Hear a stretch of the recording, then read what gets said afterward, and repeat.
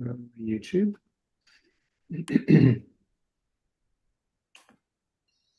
Okay, we are live and welcome everybody to another episode of the Crypto Hour. Today is the 2nd of February 2024, and there's a little bit to talk about in terms of resetting expectations for the next few months in terms of macroeconomics, and then we look at recent developments in crypto. And we can, now that we've in kind of 3 weeks have gone now since the start of the ETF, we can have a look at how things are settling down and what has gone on during these 3 weeks, and what is the new frontier, kind of like the new outlook now for the next few months. Okay, let me start by sharing my screen. Can you see my screen? Yeah. Now, this is the most important news of the week, obviously. So, yes, finally happened. Okay, so I'm a big tennis fan, and I'm also an Italian, and having an Italian winning a Grand Slam title is kind of a dream come true. Okay, I remember when I was kind of like only a few years old when I watched Adriano Panatta win in 1976. So it's been a long time coming, and hopefully a lot more of these may come in the next few years with this guy. Okay, let's talk about let's just move on to economic news. As I said to you last week, the most important things are inflation and job numbers. Okay, yesterday we had unemployment claims, which again, one of the two things that kind of are very important to look at. And also this week we had interest rate announcements from Canada, from United Kingdom, from the US last week. So there's quite a few bits of news. I mean, the numbers in terms of interest rates have, as expected, have stayed flat. So there's been no change in interest rates, and none was expected. So kind of like no news, in a way, good news. Today we have another important announcement. Sorry, this is last week. Where are we? Sorry, today we have another important announcement, which is the non-farm employment change.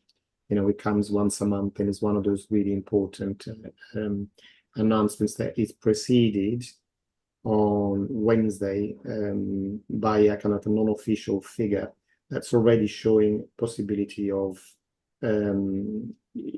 results well behind expectations. Okay, so also we had inflation figures, in Australia,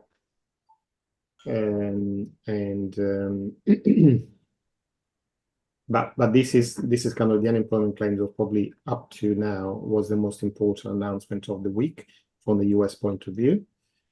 In the UK as well, yesterday we had the official bank rate was confirmed at 5.25%, but we started to have a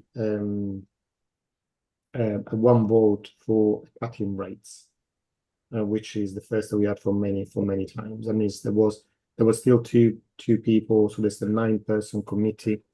As you can see, 6 people voted to keep the rates on hold, 2 to increase it, but now they've got one voice that's starting to ask for a cut. So similar in a way to the US, and just following maybe a few months behind, cuts are expected to come in the second part of the year. Okay, let me just go on to the. So this is kind of the important figure for the week, which is the initial jobless claims, and you can see came in yesterday, and all numbers came out at worse than expected. So more people claiming for jobless claims, and also the continuing jobless claim, which is the important number in a way, because it means it's kind of like a cumulative number, is starting to increase. So that shows the declining in the job market. And it is one of the two things that the monetary committee really looks at. Okay, one thing is keeping inflation under control, and the other thing is having a healthy labor market. So the market is continuing this trend of the labor market of slowing down, although not in a dramatic fashion yet. But what else happened during the week was as we said, the inflation, sorry, not inflation, the interest rate announcement on Wednesday, but also the press conference. And this is obviously the interest rate announcement was again confirmed at 5.5%, like like all the market expected. But the press conference was slightly different, the statement to the press conference, because it came out at a lot more aggressive than the markets thought. And we'll see, we'll go through it in a minute. But so they are saying, Powell came out saying that they need to see more evidence of the inflation being within the target that they are expecting, or at least going towards that target. And they haven't, they are saying that they're not quite there yet, and probably they won't be there by March. I mean, there is a couple more, very important announcements before March, so we'll see if things change. But now the market has changed its expectation from 60-70% to around a third. So the expectation of a rate cut in March is about 35%. So let's go and have a look at a few things.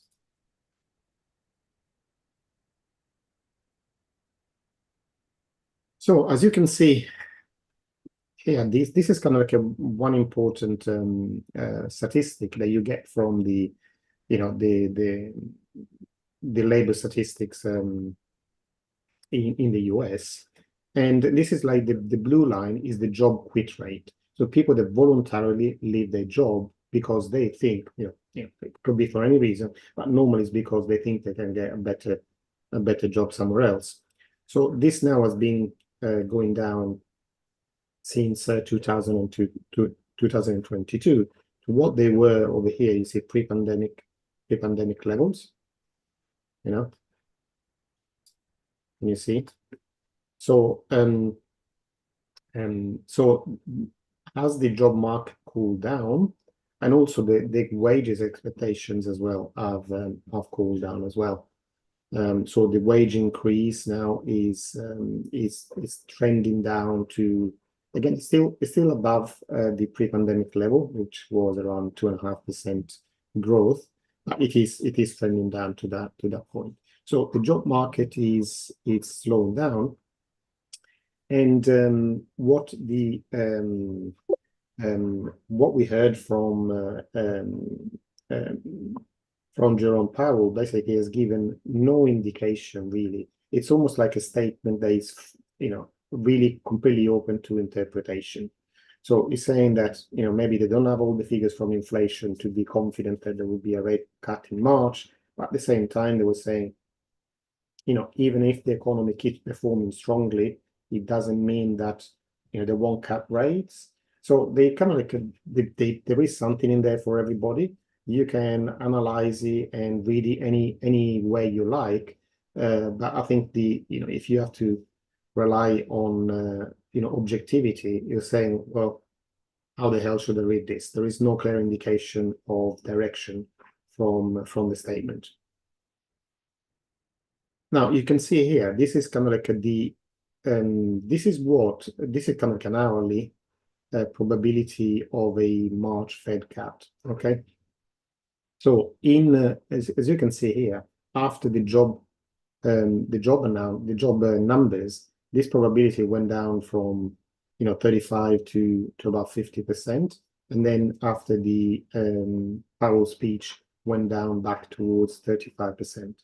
So now it's, I would say, more likely that nothing will happen again in March than the other way. Okay, so So we don't know exactly what will happen.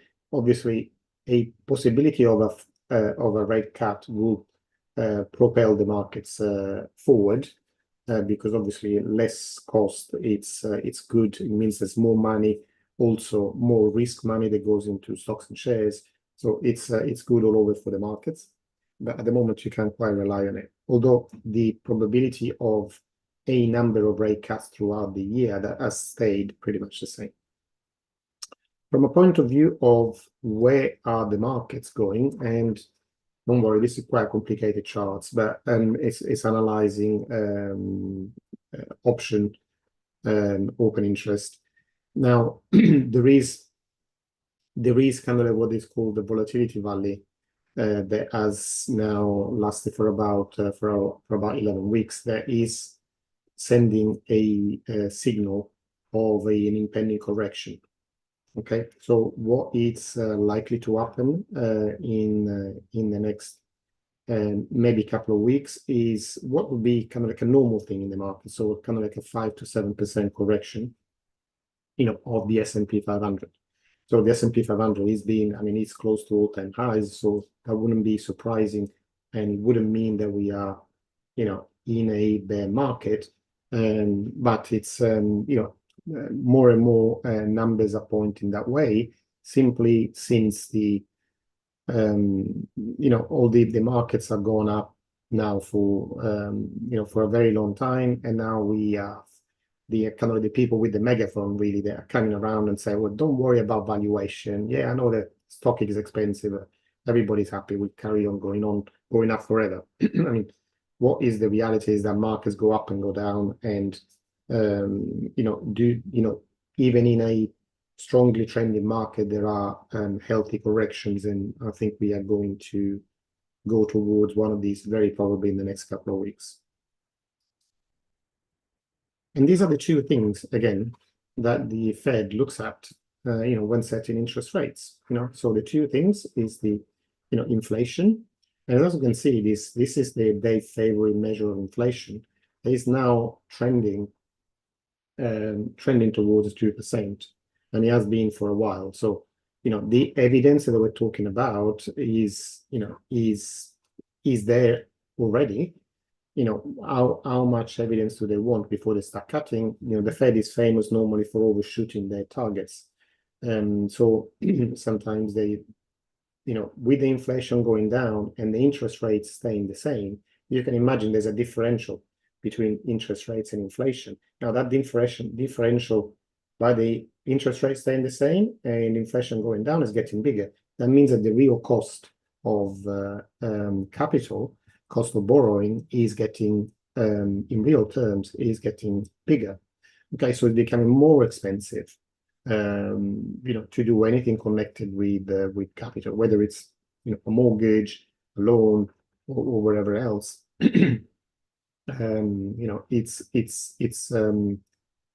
Its effects on the economy are getting more prominent. And the other one is the job creation. As you can see, the moving average now has been going down, 3 months moving average, since 2021. Okay, so the job market now is adding a little bit less than 100,000 jobs, job creation, and this is kind of like starting to get quite close to recessionary numbers. So remember that although they want to push the the inflation at or below 2%, the other remit that the Fed has is to keep a healthy job market. And at the moment this is weakening. Although it's not, as I say, it's not recessionary yet, but it could get to a point where they are forced, in a way, their hand is forced to start cutting rates before maybe they want to. They have other tricks behind the scenes, and so it is possible that the interest rates is pushed towards the second part of the year, but at the same time the market stays positive and buoyant, because obviously they need that to to be re-elected in the pending US election. But that will only push this to let's say the end of the year. It will not make the problem disappear. We'll just push the can down the road like they've done so well now for quite a few years. Okay, now going on to crypto. Oh, by the way, one of the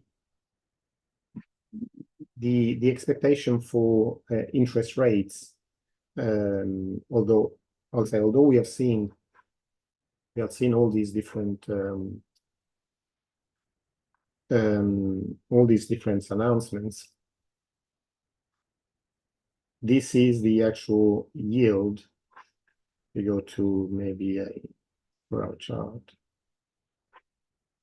As you can see, the yield in a 20-year bond has been now continued its downtrend, and this during the past week from Wednesday the 24th to today, it actually shed more than a quarter point. So we've gone from 4.5% to 4.2, at the moment to 4.22, which is a big move in a long-term bond in a week. So as you can see, the market is still expecting interest rates to go down, and that will mean that its corresponding bonds, like if we look at the TLT, which is an ETF of 20-year plus treasury bonds, which are the ones that are more difficult for the authorities to influence, because simply the volume is too large for them to be able to do anything about it. So this is one of the things that the market is in charge of. And you can see as the the 24th, as the yield started going down, the existing bonds started going up in prices. Okay, so we are still now, you can see, if you add volume to this chart, you can see that this is where the institutions start coming in, where you see this blue box, and to see such a large market. So this is kind of like for you, just to help you understand kind of the market the structure, is that when you see something that has gone, let me just go back to a daily chart maybe. Okay, so something that has gone down since April. So for 4 months, it's been like constantly on the way down, on a very strong downtrend following. As you can see, this is all the way from August of 2020. Okay, now for who think has got the power, and this is kind of like a huge market. Okay, who's got the power to actually turn the market, and who is, if you just imagine yourself, is it natural to go and buy something that is been going down for 3 years plus? Okay, but this is exactly what this is the difference between how we think and how the institutions think. Because the institution are thinking, well, we like this, we like this price, we very much like to get involved because we are getting returns of 5.5% at the time. Okay, and a huge chance of capital appreciation. Okay, so you lock in interest rates that are at the top of the cycle. Okay, and not only they have high interest rates, because these by the way, these ETFs pay dividends, which are similar to, once they've taken their cost out, very similar to the interest rates of the corresponding bonds. But at the same time, look at this, from the mid 80s, we are now on 98. Okay, so it's already close to, from the low, we're already at 20%. I mean, these are not These are not stocks and shares. These are bonds, 20-year bonds. We're at 20%. Okay, and this is why, this is the obviously it's natural because now there is expectation of interest rates coming down. The price of the bonds is immediately has got a negative correlation to the yield that you receive on your bonds. So as the interest rates keep coming down, you have something that pays more in your portfolio than the new bonds that the US sells on the open market. So you can get basically better returns than, even if you were a main bank that is buying directly from the US government. Okay, so going on to crypto. So this is Bitcoin, and as I was talking to you a couple of weeks before, and we still carry on the same trend. This is the long-term trend that is, as you can see, goes all the way down to November of 2022. Okay, so we are still, for those all of those that say, oh, Bitcoin is too volatile, you can't rely on it. Look at this; it's almost like being stuck to this trend, and just with periods above and below, but it's still following this trend. So, do you want to imagine where we might be towards the end of 2024? Just follow the trend. So unless there are big surprises, where is my current? Okay, I'll show you in a minute once the chart updates, but it will be something around here. I think where we December. Yeah, probably towards the end of the chart. So the average of where we're going to be, in a few months' time, we are going to be touching the all-time high. Definitely by the end of the year, we might be above, we might be below, but it's going to be like a function. Just if you follow the past 2 years, function of where of this medium line. Okay, now what has happened here? Since the big elephant in the room, which is the the Bitcoin ETF, spot ETF approval, which was here, okay, and I've been attacked by my rabbit that wants some food. So I keep having, sorry if I seem distracted, but he's chomping on my on my trousers. Okay, so this is what happened in when the Bitcoin ETF was launched. Okay, as I said to you before, this kind of like I was expecting a bigger push here. This bigger push to the outside. A lot of people expected a sell the news event, which did happen up to a point. But as I told you a couple of weeks ago, this is where my favorite scenario was, of coming down to test the 38,500 mark, and it went into that zone exactly up to the tick, pretty much. And now we are back onto accumulation territory. Okay, so the Bitcoin shed about 20% after the announcements. Okay, from the high to this point was 21%. Okay, so, and this is, by the way, is normal in Bitcoin terms. Even if we go to the previous, the previous bull cycle. Sorry, I think I got too many tabs open, so my charts are taking a little while to update.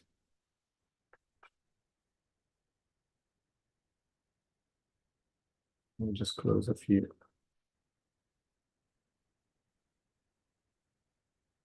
No, I am blocked. Let me just update, refresh.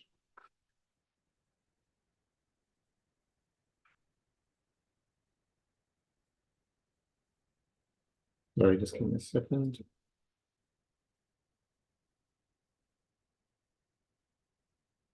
Okay.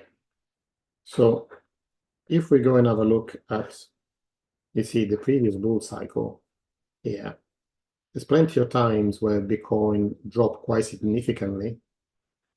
Okay, doing before you reach the high. Okay, so this is nothing out of the ordinary. But what happens during these cases? And what we'll see, what we can observe on chain. Okay, so these are the numbers rather than this is kind of objective things rather than subjective. What we're seeing is that during this period, which was 11th of January to 23rd, so less than 2 weeks, we had over 60 new whales being created. So whale addresses are addresses they hold in a single wallet 1,000 plus Bitcoin. Okay, so that means that all these was kind of like expected, and these the big holders of Bitcoin were accumulating during this period. So this has been the biggest kind of revelation during this period, is that the buyers during this time were not retail buyers; these were institutional buyers. Okay, or at least anybody that has got enough cash to actually buy 1,000 plus Bitcoin. Okay, so just do the numbers yourself. Do 1,000 times 40,000, and you get an idea of how much money you have to be aware. Okay, so what happened since then is that we have started the normal. We now gone back to the average. Okay, and it's just again started a new accumulation, which we can see if we go back to the to what's going on in the ETFs, and these are the numbers for all the different ETFs they are available. As you can see, there is kind of like money keeps flowing out of Grayscale. It's almost been like 6 billion since the start of the Bitcoin ETFs, and money carries on flowing into all the other funds, in particular BlackRock and Fidelity. BlackRock now has got into like 3 billion figure of assets. Fidelity is not far behind at 2.5, and there are two other funds, ARK Invest and this one that have are approaching. They're two-thirds of the way to accumulating $1 billion worth of Bitcoin. So if we want to look at the flows and what that means in another graphics, so this was the flows for yesterday. Okay, so 14 days, and this was significant because we can see that the Bitcoin and Fidelity had more volume in the combined than Grayscale Trust. Although the funds in Grayscale Trust are still dwarf what's everything else, is about a ratio of pretty much 1 to 3.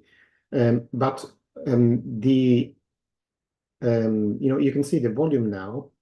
If you look at the total volume, it's about half. All the other ETFs put together is about half of the volume of Grayscale Trust. But now, the other ETFs keep growing in volume. Excuse me. And the volume of Grayscale Trust keeps going down. So the things are settling down. And we can see the flows as well. This is the last figures that we have, is almost like 200 million more kind of were invested in these funds than money that was flowing out, which was mainly from just from Grayscale. Okay, so you can see the biggest flows generally for the Fidelity and BlackRock funds, which are the top. The iShares is BlackRock, and the next one is Fidelity. So we can see now that these numbers are starting growing again, and this is the total flow on the same. I think of another one. Yeah, so we can see now the total flows so this is the total money that's been accumulated by the all the other ETFs apart from GBTC. Obviously, this is money that has been divested from GBTC. So the net figure is about 1.5 billion now. So there's quite a few 100 million that have gone into ETFs, the last few days, and this is why we are seeing, this again growth in price of over $3,000, and we are getting pretty much on back to the numbers we had just before the ETFs was approved. Okay, so this is the day, and you can see the couple of days preceding that, in the week, the 3 days in the week, we started at pretty much the levels that we have touched Wednesday. Okay, so we back to where we were before the ETF was launched. So it'd be interesting to watch the inflows in the next few days, because those should have a positive effect on Bitcoin. And it seems, at least from observing the flows, it seems that the strong sales push has now been absorbed by the market, as I said, with a lot of new whales purchases. And it looks like, I gave you like pretty much 2 scenarios last week that we could settle at and above this figure, or we could go down to the low 30s. Now it seems more and more probable that this one is going to be our floor now. Okay, I mean, anything can happen, but it's looking less probable now, because the market has gained quite a lot of confidence. Actually, it withstood the big selling pressure that happened after the news, and now there is a lot more resilience and confidence in WAGMI, what is called in crypto. We are going to make it, so because things are starting to go up now in price. So obviously this is now the next target is, again, going past at least, not so much the 49,000, but this is what I look at, which is the last daily close, which was about 47,000. Okay, so we're not that far away. We're less than 10% away from that figure, and a daily close above this point would be a confirmation that we have now resumed the the uptrend, and we probably have, we might have a measured move similar to this one.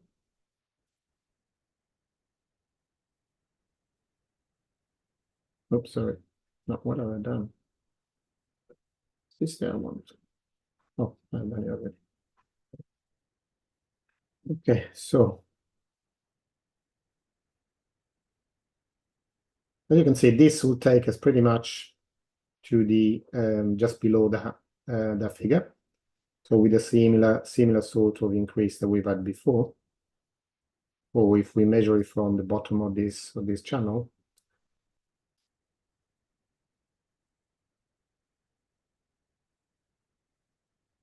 No, you need to go a little bit lower, my friend.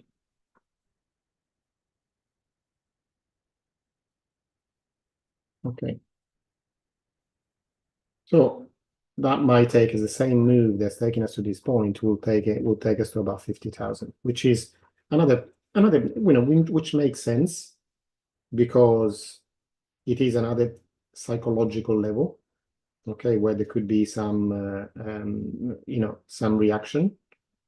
All the round numbers are always some psychological level that take a little bit to get through. You can see here, when we went through the 30,000, we actually went to it once and it pushed down, again twice and we pushed down, and then boom, the third time we actually went through. So it could be the similar thing now. We stopped at 49. We might pause at 50 before breaking through. Okay, so this is what kind of like I'm expecting to now happen over the next few weeks. Obviously, we're getting closer and closer to the Bitcoin halving event. So remember that without knowing what price will do in after the halving event, one thing that we can be sure of is that the miners will have less Bitcoins to sell. Okay, so this will affect in some form, not dramatically, but in some form, will affect the supply. So it will reduce the supply of Bitcoin. Okay, so as we get closer to that date, there are kind of like expectations of supply hitting a shock as we now all the ETFs that are accumulating Bitcoin and taking them out of the market. We are getting closer to a point where there aren't going to be enough Bitcoins out there to trade without affecting the price significantly. Okay, and when that happens, which is expected, if we look at the past, to happen, a few months after the halving event, generally it happens about 5 months later.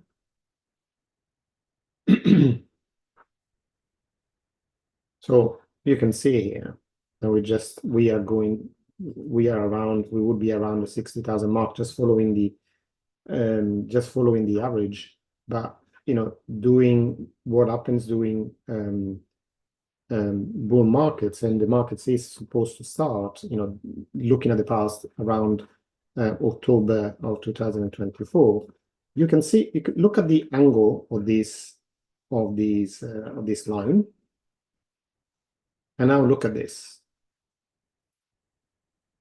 Sorry. And look at the angle of this one. Okay, now this is what happened during a bull market. Okay, so this increase, which is, by the way, in a year as being like, as trebled in price, generally speaking, during a bull market is kind of tame. Okay, so this is kind of like, and it's difficult sometimes to comprehend, okay, because we use that, decades, or the banks saying that to leave the money with them to give us like about 2% a year, and you should be happy with that.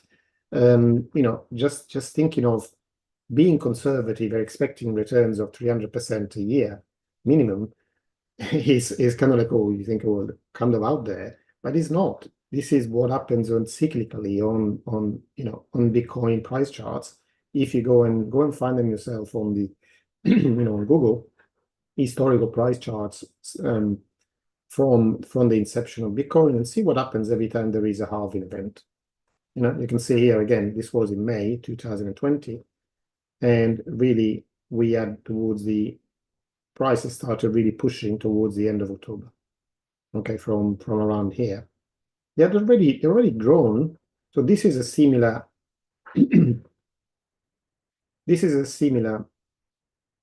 price growth, like similar to what we are seeing now.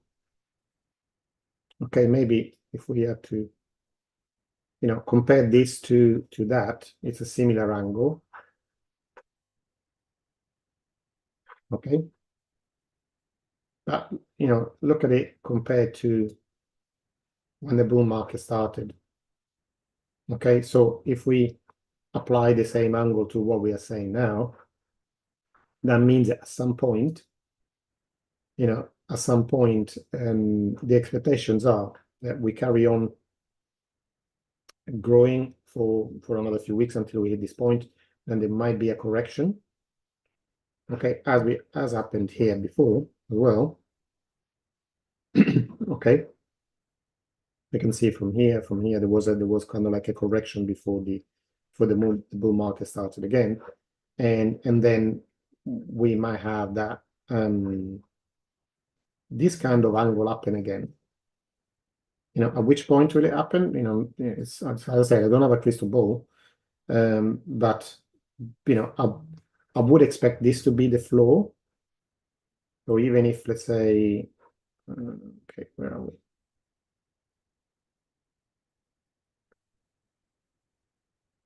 You see, even if we start this towards, I don't know where we are there in terms of times. And let's say that in May, we go back to where we are now. So I expect, really, this for me is a conservative estimate as well. I expect by the end of the year to be in 6 figures in Bitcoin prices. What that will mean also for other currencies. I mean, I've got this other chart to show you, which is, this is just the, comparison between Ethereum and Bitcoin prices in 2024. So this chart only covers, it goes from here, from the beginning. This is exactly beginning of the year on the left. At the moment, we are just above in terms of prices for both Bitcoin and Ethereum. But can you see the line, the orange line is Bitcoin, and the candles are Ethereum prices. So can you see how they follow each other quite closely? They are the same shape, pretty much. Sometimes Bitcoin outpacing Ethereum, sometimes the other way around. But can you see, especially here in the last few weeks, how close they have followed each other? Okay, so that is telling you that so basically the price in terms of angle of growth is going to be of a similar nature. Okay, but now there's something else that you need to realize. Okay, so let's say that the prices grow, say in Bitcoin, in terms of, they're going from the all-time high, and we will get that this year. I'm not saying guaranteed, but we'll get to that price. Okay, and to get to that price, you see, we are at the moment that we are talking about 43,000. So it's now 26,000. So it's an extra about 50, just above 50% to get to the all-time high. Okay, which we will hit in the next bull cycle, almost like guaranteed. So if we get back to the all-time high for Bitcoin, Ethereum to do the same growth. So the all-time high for Ethereum was 4,008 or something. So that's more than double. So you can see Bitcoin needs to grow by 50%. Ethereum, to get to the same point, will double. BNB, the 55% down, 686. So the moment at 304. So this is kind of, two and a quarter. So this is more than doubling. If we go down the list, the more we go down the list, and we're just looking at big projects. I mean, I'll leave XRP alone because it's a special case. But Solana 259. So this is talking about 2.5. Okay, so 150% increase. And let's go to our favorites. What about Cardano? Cardano is 50 cents. It was at $3. So Cardano needs to grow, 500% to get to the same point that Bitcoin will reach by growing 50%. So this is the power of, the cryptocurrency altcoins. Okay, I mean, just again, I'm not going into, obscure or meme coins. Just looking at the main projects. Avalanche, which actually we'll talk about today as well. Again, all-time high of 145, $35. So these are all coins. And just to get to where they were a couple of years ago, we'll have to grow 500% plus. And there are, I mean, as you go down, obviously, as you go down the line and you look at projects that were there already in the last cycle. So I'm not looking at new projects, but look at the ones that were there, before 2020. Something like Polkadot, for example, Polkadot, again, $6.88, $55. Okay, so 6 times 9, so 7 times maybe 8, roughly.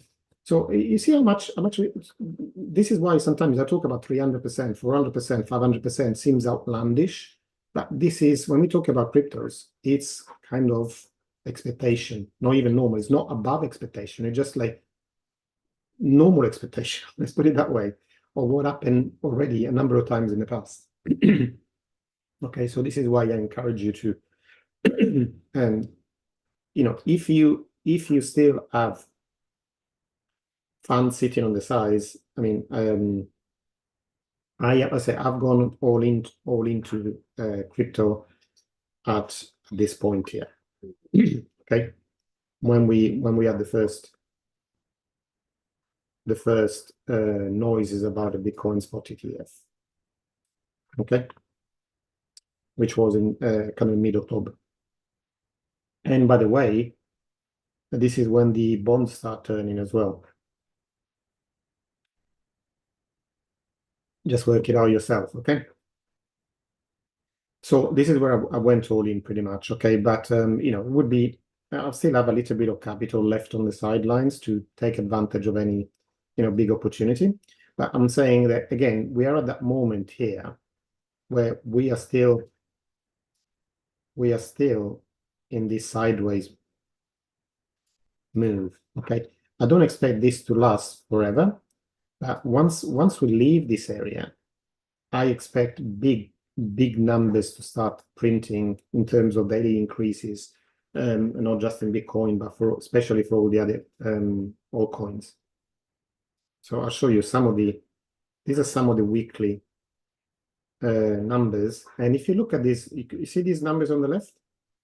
Okay, so these tells you what number they are in market cap rank. So this is the coin number 36 in market cap, worth almost 3 billion. This is number 13. So you can see all these numbers. These are not outlandish coins. These are all within the first 100 coins. And this is the increase just this week. 34%, 31%. These are obviously the best performers, but if we go down the line, I mean, we have quite a lot of coins. They are shown double-digit growth this week. Okay. So this is what I'm expecting. And if we look at the market cap, we're still quite a bit away from levels that we reached in 2021. Okay, so we reached about 3 trillion total value in the crypto market cap in 2021. We're still about 1.7 right now. So there's still even kind of like the market needs to pretty much double to get back to what it was. Okay, and then some, because obviously, we see how it grows from. So this is where we were in 2000, and the previous high was 800 billion. Next, 3 trillion. Okay, so times 4, pretty much. So can you imagine if this did even a times 2? So I'm not saying the same group, but even a times 2 from here, that would mean $6 trillion market cap, total crypto market cap. That means that although Bitcoin would be, double what it was in the previous market cap, so 70,000, 140, that means that other coins will go absolutely crazy. Okay, so trebling, quadrupling levels of the previous highs. Okay, so this is where you see the, and sometimes there's a lot of YouTuber that will tell you, buy this coin and become an instant millionaire or something. But these are the times where we can see the 20 times, the 50 times growth on a single coin. And this is why we talk about this sector as being exciting. Because it's not just the sector that's exciting in terms of making money, but it's the reason why it's becoming so interesting is that it's actually starting to provide real use in the real world. And so we are kind of like onboarding new users. As a few years ago was still a very niche thing to use cloud computing. Now everybody uses it. So in a few years' time, blockchain computing is going to be the norm. Okay, and by that time, then all these increases in value, like all the ones that invested heavily in cloud computing are the top shares right now. Who owns the cloud computing servers? It's Google, is Amazon, is Microsoft. So those are the kind of the big companies that are providing the current infrastructure. Blockchain is the new infrastructure that will slowly over the next 10 years replace cloud computing. And this is why this is so exciting. Now, I've talked for quite a lot, but the one thing I wanted to make sure, I've got some, obviously I don't have time actually to show you all these things, but a couple of things I can show you. The first thing I want you to be aware of especially for those of you in Australia, you all know Andrew Forrest, a billionaire Australian. Now, his name was connected with deepfake videos. Okay, so this is things that are being developed by AI of him supporting the cryptocurrency scams. In particular, talking about I don't know. Still, I'm trying to understand which was the name of this scam, but I'm not quite sure what it was. But it was a cryptocurrency trading scam. I was saying obviously that you invest in this trading app, and it will make you again loads and loads of money. This is where the numbers, the 10% a day or something like that. So be very careful now. This is actually quite old. It's almost like 2 years old. But the important thing is that these things are becoming, with technology getting better, these things are becoming more commonplace. So don't trust things that you see on social media or on Google that promotes programs that seems outlandish, because 99 times out of 100 they are. And be very careful what you get involved in, okay? Because these things look very, very believable, very credible. And you won't be able to tell the difference between a deepfake and a real video. And the worst thing is that now it's becoming more and more sophisticated. So the ones that do these deepfakes, where before it was easier to spot them, up to about a year and a half ago, you could spot them coming a mile off with Elon Musk promising, like telling you, send me one Bitcoin, I'll send you two back, and so on. That was quite easy to spot. But these are a lot more difficult because they use a lot of marketing tactics.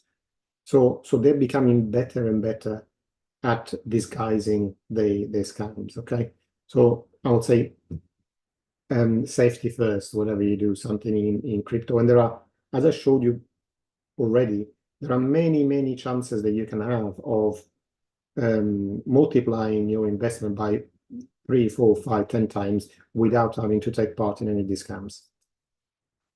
So this is again the same article. And the one important article actually was an upgrade that's going to happen in a couple of weeks' time in the Avalanche blockchain. Okay, so why it's got a lot of people excited is because they have a what they call this warp messaging, which will make it easier to communicate between blockchains. Now, there is one big proviso. This is not going to be all blockchains. It's going to be the Ethereum virtual machine chains. Okay, so all the blockchains they use basically Ethereum technology. Okay, so that is things like Ethereum, like Avalanche, like Phantom.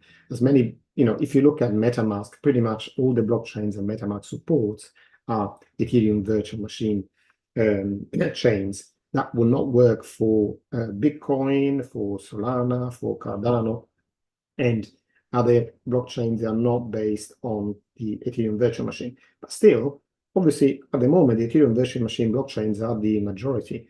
So it's already will improve the interoperability between blockchain, which is a big thing. Just remember that this is, for example, this is Polkadot reason of being was to improve this interoperability.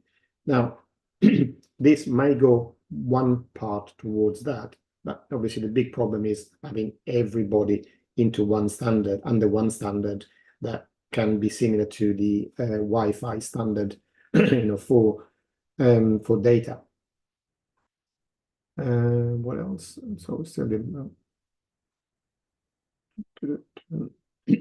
So just a couple more things, and then we'll see if there are any questions. So this is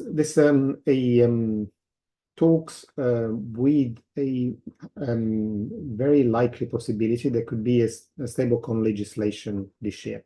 And again, this is coming, say it's coming in Europe, and it would be coming in the US as well. So it needs to be welcomed in a way because it means that, just with the spot Bitcoin ETF, with the Ethereum ETF, which will probably be approved, in a few months' time.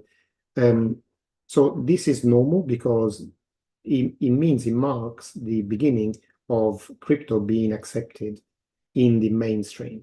Okay, so we have to welcome legislation. Hopefully it will be meaningful and not punishing legislation.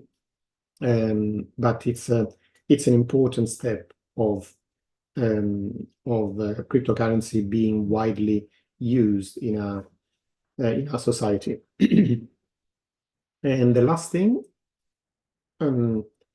which again, this shows you how important now it is to and how difficult it is to recruit developers to work in blockchain. Okay, so Tether and there are other organizations started putting money in education. Cardano is one of those, for example, in a lot of money in education to develop the skill that would be needed once this becomes mass market. We will need a lot of developers, and that's been one of the obstacles to until now, because it's very easy to attract developers when prices are going up, but to still keep them when doing a bear market, when there are maybe better paying jobs somewhere else, it's a lot more difficult. So all these initiatives are very good because they improve the developer pool that everybody needs, whether it's Solana, Bitcoin, Ethereum, Cardano, whatever. Everybody needs developers committed to a project to make the project work. Okay, I think I will stop here. Do we have any questions? Okay, Grayscale Trust now has been converted into an ETF. So Grayscale, the Grayscale is an ETF now. The reason why it is seeing outflows is that that they got the highest fees in the market at about around 1.5%. And two is that for a long time before the ETFs were approved, the only way you could you sell your trust shares was at a high discount. So there always was a difference between the price of Bitcoin and the price that you could sell your shares at. Now that's been converted into an ETF, that is pretty much the same. So there is no discount anymore. So people that before were holding on because they didn't want to lose money on their Bitcoin investment can now sell without any downsides. And so that has seen the two things combined have meant that there's a lot of money that has left the Grayscale Trust. And at the same time, a lot of those people that were buying and they held Grayscale Trust shares were the same they are managing other ETFs. So, for example, ARK Invest had Grayscale Trust shares. So they sold those shares to then reinvest them in their own fund. Okay, and so many of the others would have had similar exposure to the Grayscale Trust. This is why there is this rebalancing of money going up in the other ETFs and money coming down in the Grayscale Trust. I mean, we'll get to an inflection point later on in the year where unless Grayscale changes its fees, we'll have the other ETFs overtaking it for a number of Bitcoins that they are held. Okay. What does the FTX? So what do you mean by FTX? FTX, they had some they had a lot of Grayscale Trust shares, and obviously now doing the the bankruptcy of FTX, they have sold now those shares in the market. So they had about 1 billion worth, and most of those shares have been sold. So that's the FTX involvement in it. Not directly at the moment because it's under administration. But it's part of that big sale that came after the when the ETF started trading on the market. Okay, yep, yeah, 1,000 Bitcoins. We all wish we had 1,000 Bitcoins. That would be nice. That would come further down the year if we carry on accumulating all coins and they start performing wonderfully well. Okay. Any other question, guys? We are kind of like past 9 o'clock, so we'll go in a second. But if there are any questions, I'll be happy to take them. I know you're all hands at this, but I remind you that a Jonathan session will start at 9:30, as a Cardano-based session. Eric, you'll need to go to Jonathan for that. Okay. So I don't know. I've got another call actually starting soon. So I will need to leave. But if you go into the Q&A starting in 30 minutes, and you'll get all the Cardano news and more in Jonathan's session. Okay. All right. So thank you very much, everybody. And I will catch up with you again. And I think probably by next week I'll have better news about where I'm going to be doing these crypto hours in the future. And I am developing a new platform as well that will very, very probably be away from Genius here. So we'll have to give you new logging in way into these videos. Okay, have a great weekend, everybody, and I will catch up with you next week. Thank you very much, Luca. Have a nice weekend. Goodbye.